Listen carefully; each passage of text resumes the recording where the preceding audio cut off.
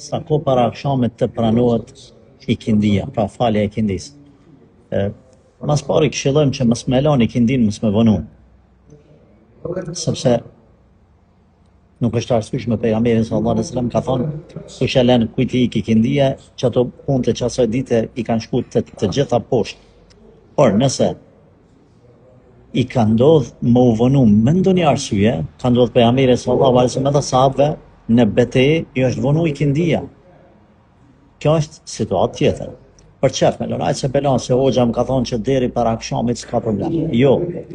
Nëse e lën për çaf, ke bo gjuna pse pe vonon për çaf, deri s'ka më.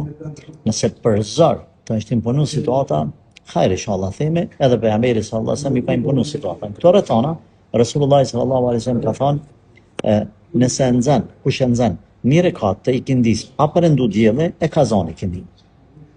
Pra nëse më arsye të caktuar, e bënon ikindin, edhe arrin me fal një rekat pa përëndu dielli, 3 rekat mas i ka përëndu dielli, në rregull inshallah.